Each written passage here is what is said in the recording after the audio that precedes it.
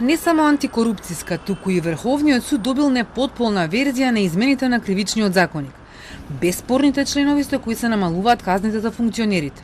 Од највисокиот суд за Телма потврдија дека добиле предлог измени без одредбите за злоупотреба и злосторничко здружување. Биле подпишани од министерот за правда Кренар Лога и од Врховен се барало да даде свое мислење до 20 септември. Но 2 недели порано, без да ги чекаат мислењата на институциите, законските измени подпишани од заменичката во правда влегоа во собранието и беа изгласани. Врховен за денеска закажа седница на одделот за казневи дела, на која ќе се разгледуваат овие измени кои предизвикаа реакции во јавноста и ќе донесат заклучок. Пред почетокот на седницата во одговор за Телма, оттаму потенцираат дека донесувањето на законски измени без транспарентен процес преку јавна дебата и стручна расправа е спротивно на заложбите за реформи на законодавството во согласно со европските стандарди, но и дека досега никогаш не поддржале намалување на казните за овие конкретни дела.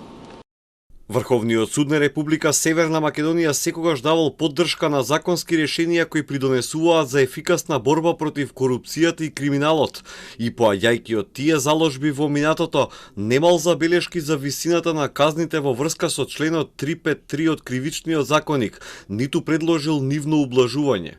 Обвинетите веќе бројат часови додека да почнат да важат овие измени кои за некои ќе значат застарување, за некои пониски казни. Според извори од неколку институции, стапуваат на сила во петок.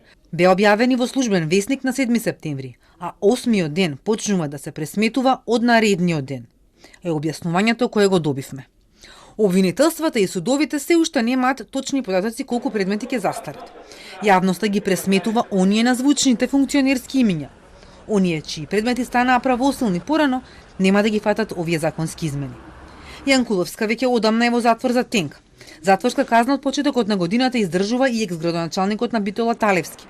Двајцата одговараат токму за ставот 5 од злоупотреба на службената положба, кој со новите измени се брише. И овие предмети веќе ги поминаа сите 3 судски инстанци до Врховен. И екс-министерот за транспорт Миле Јанакиевски по пресудата за Титаник на апелација беше спроведен за издржување на 3-годишната затворска казна. Но пресудата му е за дело кое не е опфатено со измените на КАЗ. Предметите за кои настапува застареност пред апелација може да се надеваат дека тоа ќе биде констатирано таму. Но пред Врховниот суд измените на КАЗ ќе имаат ефект само за предметите кои доаѓаат по жалба, но не и за оние по вонреден правен лек. Доколку во конкретен предмет е дозволена жалба до Врховниот суд во согласност со законот за кривична постапка, во тој случај би се применил поблаг закон, но тоа нема да биде случај со предметите по изјавен вонреден правен лек, бидејќи се работи за правосилни пресуди. Одредбата која го уредува ова прашање утврдила 3 ситуации по кои предметите по жалба може да стасаат до Врховен, ако апелација изрекла доживотна казна затвор. Новој став отпаѓа затоа што за овие дела нема предвидено доживотна казна. Под 2, ако второстепениот суд донел пресуда врз основа на одржана расправа, и под 3, кога второстепениот суд ја преиначил пресудата на првостепениот од ослободителна во осудителна. Овие 2 ситуации се доста поретки, велат судии кои ги консултираше Телма.